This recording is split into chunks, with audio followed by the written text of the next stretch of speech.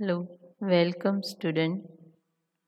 Standard 7th, Gujarati Second Language, Chapter 9, કદર, સાહિત્ય પ્રકાર, લોકકથા, લેખક દોલત ભટ્ટ. પાઠ પરિચય આપણે જોઈએ તો આ પાઠમાં સાહિત્યનો પ્રકાર છે લોકકથા ને આ લોકકથામાં કથાનાયક વાલા કેસરિયાની કોઈ પણ જાતની ઓળખાણ વગર મદદ કરવાની ભાવના અને ઉદારતા પ્રગટ થઈ છે. રાઘોબા અમરેલીના સુવા બન્યા પછી પોતાની આબરૂના રખેવાળને યાદ કરી અને કદર કરવાનું ભૂલતા નથી. આ વાત અહીં લોકકથાની શૈલીમાં સરસ રીતે રજૂ કરવામાં આવી છે. આપણે પાઠ જોઈએ કે આ પાઠ છે એમાં એક કર્ણુકી નદી છે અને એના કાંઠે એક ગરણી ગામ આવેલું છે અને એ ગરણી ગામમાં એક વાલો કેસરીયો નામે ચારણ રહેતા હતા અને એ ચારણ હતા એ પોતે ઘોડાના લે વેચનો ધંધો કરતા હતા. નાનપણથી જે ચારણને ઘોડા પ્રત્યે બહુ પ્રેમ.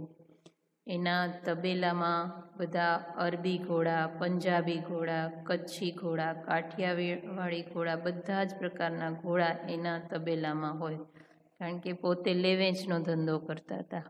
એક વખત એને એમ થયું કે લાવને હું ઘોડા વેચવા માટે વડોદરા જાઉં.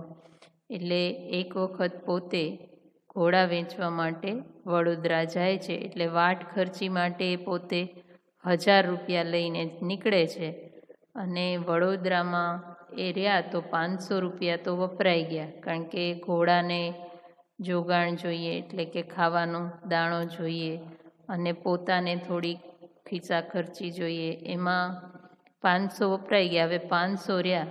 ઘોડા બહુ સરસ, બધા ઘોડા જોઈને રાજી થાય, પણ કોઈ ઘોડા લે નહીં.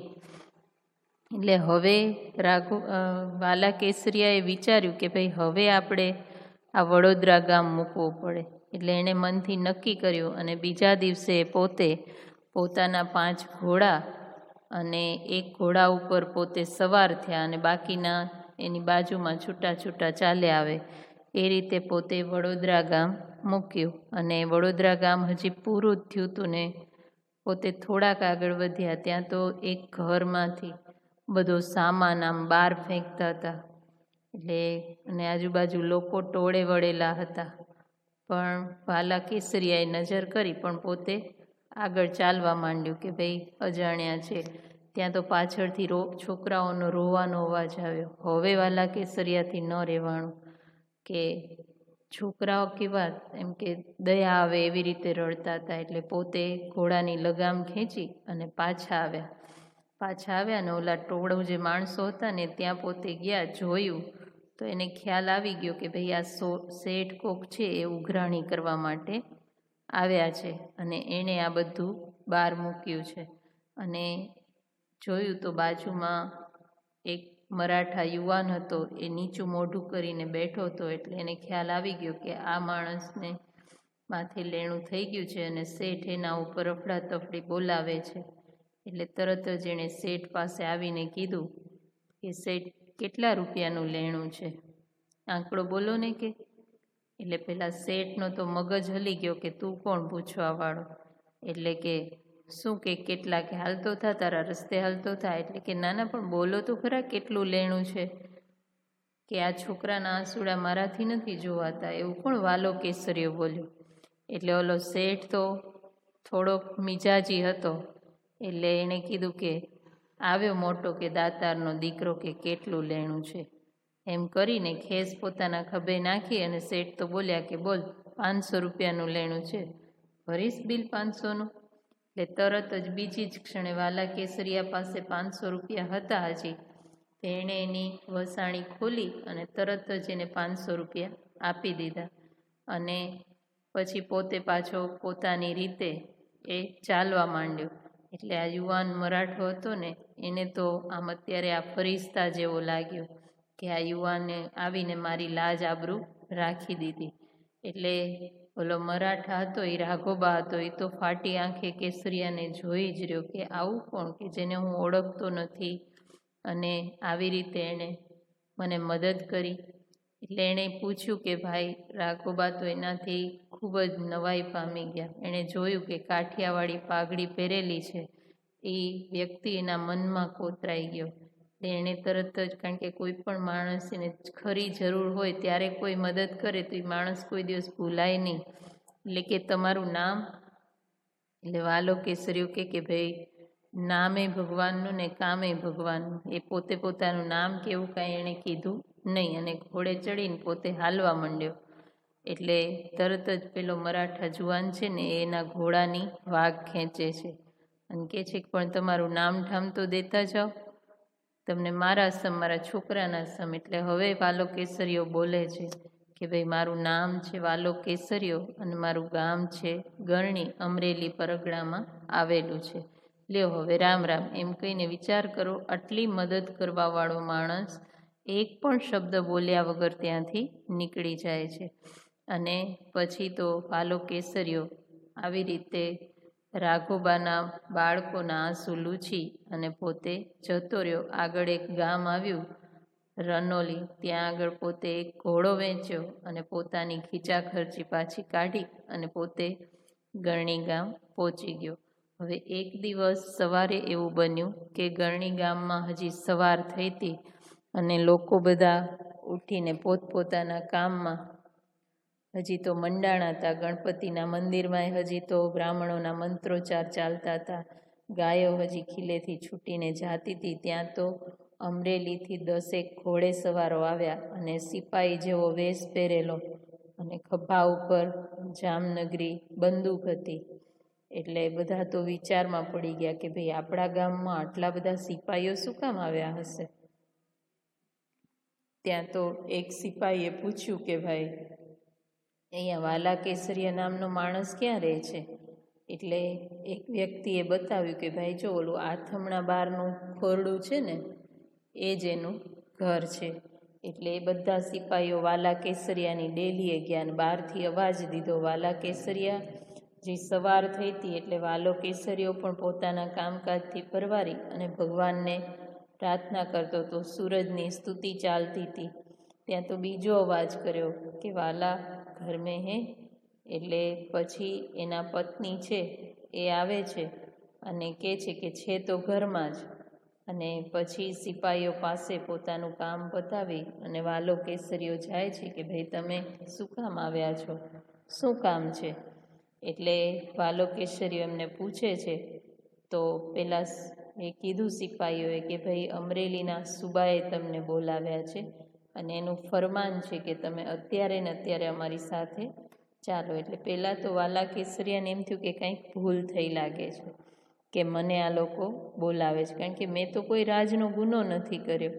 પણ એ કે અમે શું કરીએ, સિપાહી તો આંખો કરડીને કે તમને તો બોલાવ્યા છે, ફરમાન છે એટલે ચાલો. એટલે વાલો કેસરીઓ કે સારું કે ભાઈ રાજનો તેડું છે એટલે કાંઈ ના તો થશે નહીં.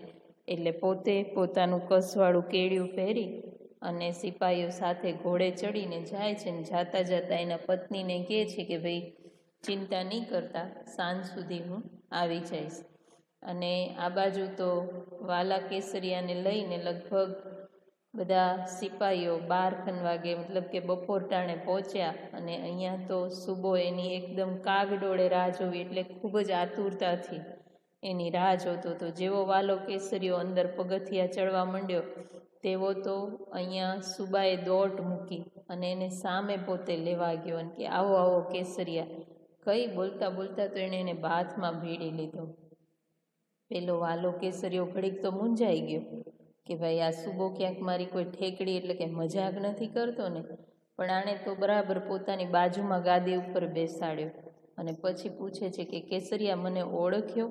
એટલે મનમાં થયું કે આ સુબાના મનમાં કોઈ ગેરસમજ થાય છે. આવું વાલા કેસરિયાને થયું, કારણ કે ઘણા વર્ષો પહેલાં એણે મદદ કરી હતી તો ભૂલી ગયો હતો, પણ ઠરેલ હતો એટલે એણે કાંઈ સામે બોલ્યો નહીં. ત્યાં તો મૂંગો રહ્યો ને તરત જ પેલો જે હતો સુબો એણે રાઘોબા સુબાએ વાલા કેસરિયાની સભામાં તારીફ કરી, એના ખૂબ વખાણ કર્યા.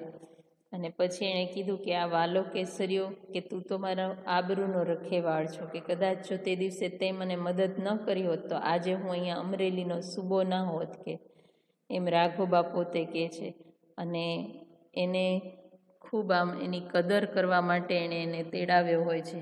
એ કહે છે કે તે દી તે 500 રૂપિયા છોડી અને જો ન આપ્યા હોત તો મારી આબરૂ તો ત્યારે જ જાતી રહેત, તો હું આજે કદાચ અમરેલીનો સૂબો હોત નહીં. એટલે કે બોલ તારા હું શું કદર કરું. એટલે હવે આવો મોટો દાનવીર વાલો કેસરીયો પોતાના મોઢેથી થોડી બોલે કે મારી કદર કરો, પણ પોતે મલક્યો અને કાંઈ બોલ્યો નહીં. કેસરિયાએ કાંઈ જ માગ્યું નહીં અને વડોદરાના રાજાને કે મારા ઉપર 4 હાથ છે રાઘોબા કહે છે, પણ પોતે કાંઈ નથી બોલતા. એટલે પોતે અમરેલી ત્યાં આગળ રાઘોબા છે એ પોતે કચેરીમાંથી કબાટમાંથી તાંબાનું પતરું મગાવે છે ને એના ઉપર એક લેખ લખાવે છે કે ગાયકવાડ તાબાનું ગરણી ગામ વાલા કેસરિયાને યાવચંદ્ર દીવા કરો બક્ષિસ. તિથિ તારીખ અને રાજની મહોર એના ઉપર લગાવે છે અને રાઘોબા હુકમ કરે છે કે વાલા કેસરિયાને માન મર્તબા સાથે ગરણી ગામ પોગાડો. આજે પણ ગરણી ગામમાં વાલા કેસરિયાના વંશજો એ અમરેલી જિલ્લામાં જ વસે છે. આવું સરસ પાઠ કે કેવી રીતે કોઈ માણસ આપણને મુશ્કેલીમાં મદદ કરે તો એને ક્યારેય ભૂલી ન જવાય. જ્યારે આપણો સમય આવે ત્યારે એની કદર કરવાનું ક્યારેય ભૂલવું નહીં. રાઘોબા મરાઠાની ઇજ્જત બચાવનાર, આબરૂ બચાવનાર વાલા કેસરિયાને એણે ગમે ત્યાંથી ગોતી અને એણે પોતે એનું ઋણ ચૂકવ્યું. તો આવી રીતે કદર કરવાની તમારી ઉપર ઉપકાર કરનારની. અહીં શબ્દ સમજૂતી જોઈએ. કુંજાર એટલે કે ઝાડ તેમજ વનરાજીથી ઘટાદાર. પછી રૂડપ એટલે સુંદરતા. ઓલદોલ એટલે દિલાવર. વાંસળી એટલે સિક્કા સાચવી રાખવાની પટ્ટા જેવી કોથળી. ખપતો એટલે વેચાતો.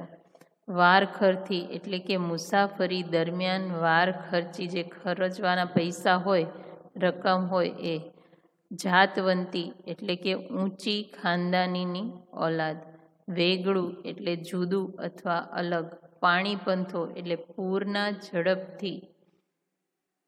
પૂરના પાણીની ઝડપથી દોરનાર ઘોડો. રાંગ વાળી એટલે સવારી કરી. ખોરાકી એટલે જીવન જરૂરિયાતની વસ્તુ. ફિરસ્તો એટલે દેવદૂત અથવા તો પૈગંબર. ઝંઝાળિયું એટલે બંદૂક. અને જોગાણ એટલે ઘોડા કે બળદ વગેરેને ખાવાનું અનાજ અથવા તો ખાણ. ભલી ભાંત્યે એટલે સારી રીતે. બોકાસા એટલે રાડ અથવા બૂમ. ટાંપ એટલે ફોજ. મસ એટલે લાચારી. ખેસ એટલે ખભે નાખવાનું વસ્ત્ર. વાઘ એટલે ચામડાની દોરી. ધણ એટલે ગાયોનું ટોળું. ઝણ એટલે ઝીણી રજકણ. સાફો એટલે ફેંટો. બાર એટલે દિશા. કળાવું એટલે દેખાવું. વાસીદું એટલે ઢોરના છાણ સાથેનો કચરો. ફરમાન એટલે આદેશ અથવા તો હુકમ. ગનો એટલે ગુનો અથવા વાંક. ભેર એટલે મદદ અથવા સહાય. કસવાળું કેડિયું એટલે કે બટનને બદલે વપરાતી દોરીવાળું અંગરખું. ઉપાધિ એટલે ચિંતા. તારીફ એટલે વખાણ અથવા પ્રશંસા. સૂબો એટલે ઇલાકા કે પ્રાંતનો સુબેદાર અથવા તો ઉપરી અધિકારી. લેખ એટલે કરાર અથવા દસ્તાવેજ. યાવચંદ્ર દીવા કરો એટલે કે સૂર્ય અને ચંદ્ર હોય ત્યાં સુધી. બક્ષિસ એટલે ભેટ. માન મર્તબો એટલે માન અને મોભો. કેટલાક રૂઢિપ્રયોગો આપ્યા છે એ પણ આપણે જોઈએ. ઉડીને આંખે વળગવું એટલે તરત ધ્યાન પર આવવું. મીટ માંડવી એટલે નજર સ્થિર કરી જોઈ રહેવું. મન ઠરવું એટલે સંતોષ થવો અથવા ગમી જવું. રામ રામ કરવા એટલે વિદાય લેવી. કાન સોરીને દોઢે ચડાવવું એટલે સતર્ક થઈ જવું. ઘોડાને ઘેર હોવું એટલે ખૂબ દૂર હોવું. મન ઉઠી જવું એટલે અભાવ આવવો. રસ ન રહેવો એટલે નજર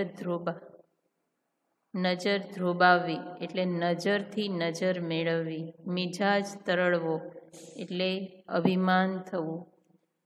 ફાટી આંખે જોઈ રહેવું એટલે અચંબા કે વિસ્મય સાથે જોવું. આંખ કરડી થવી એટલે ગુસ્સાથી આંખ લાલ થવી. પડ્યો બોલ ઝીલવો એટલે આજ્ઞાનું પાલન કરવું. માથે ચારે હાથ હોવા એટલે રહેમ દ્રષ્ટિ હોવી.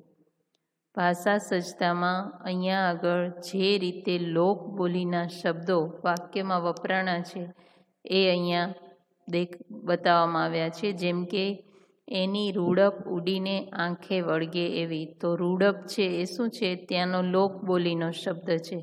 પછી વડોદરાને વેગળું મૂકવા પગ ઉપાડ્યો, તો વેગળું શબ્દ પણ લોક બોલીનો છે.